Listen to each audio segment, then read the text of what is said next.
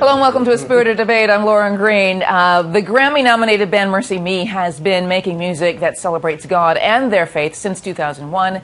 They're a Christian band that can really rock. Their latest album is called Welcome to the New, and its first single, Shake, is a funky dance tune that has sparked thousands of fan-made videos.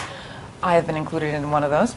Joining me now to shake things up is MercyMe members Bart Millard and Michael Schweitzer. Fantastic. I'm very happy that I got that right. So basically, Welcome to the New. It sounds it's interesting title, but there's a very meaty background to this kind of title, isn't there? Yeah, I kind of grew up in a very kind of legalistic type church, to where you had to give 110% and you couldn't do enough, and you didn't want to disappoint God and all that kind of stuff. And I had to turn 40 before a friend of mine kind of reminded me that there's really nothing you can do to make Christ love you any more than He already does. Mm-hmm. And that for me, who worked really hard at MercyMe and all this kind of stuff, to kind of rest in the finished work of the cross, and was a novel concept. And so for the last couple of years, we've kind of been unpacking that kind of truth. And so this is it's not really a new season, it's more of a new life for us. But that's where Welcome to the New is that hopefully some people that grew up in the real strict church environment could kind of find themselves in the same place, to where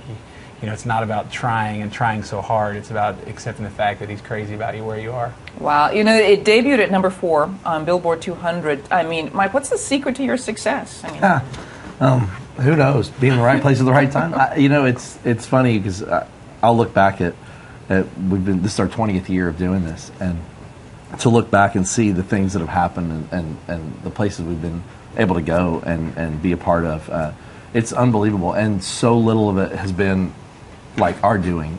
Even a song like I Can Only Imagine, our first big single that kind of put us on the map, like that sat on one of our independent records for 6 or 8 months before we ever played it live, because we didn't think it was really that good of a song. Really? Yeah. So it's just one of those things where we're fortunate, and we're thankful for the places we've been allowed to go, for sure. Well, the Shake video, 2 million online views. Whose animal was that, Shake?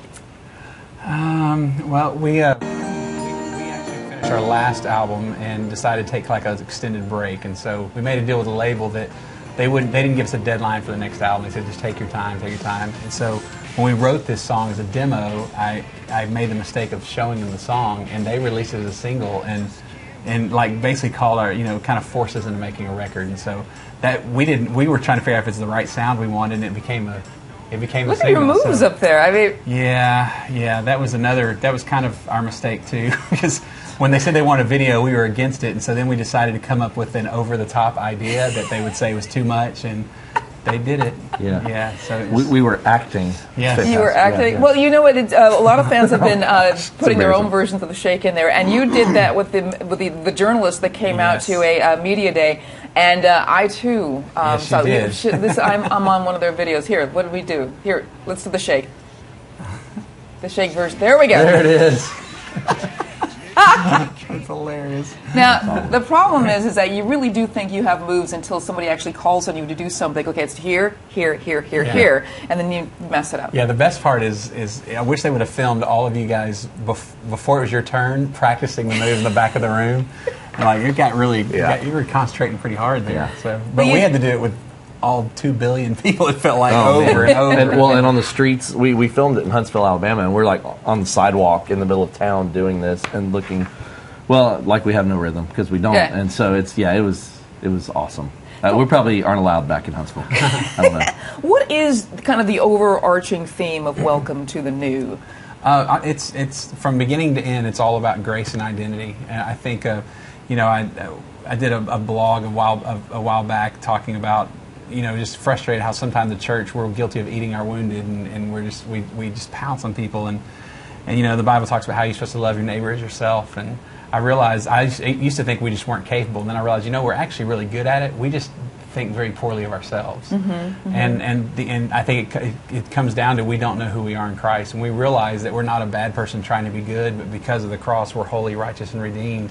The bar raises a little higher, and it's, I think when people start to realize who they are in Christ, like I even say, they should have a little bit of a swagger about them, because it's and that's the idea. The whole record is that if you understand that grace is enough, it's not grace plus anything else. And you figure that out and trust that what Christ did was for you, everything changes. You know, it's really interesting because a lot of people will look at a Christian band like you and say, oh, they have arrived, they know their faith, they're really just set on the platform. But by listening to you, it really sounds like there's a journey, and it's just a constant journey of discovery. Is that sure? Yeah, how I think you kind of look at it? Yeah, it's I think it's maturing in our faith, and you know, I had to turn 40 before grace kind of came alive for me, and realized that man, I don't know if I had it all wrong, but I just didn't have it all together for a long time, and so for me, I've said since we finished this album, this is the most important record we ever made, and you know, my kids know all of the MercyMe songs, but to hear them sing this album is pretty awesome, because it's a truth that I want them to grow up with.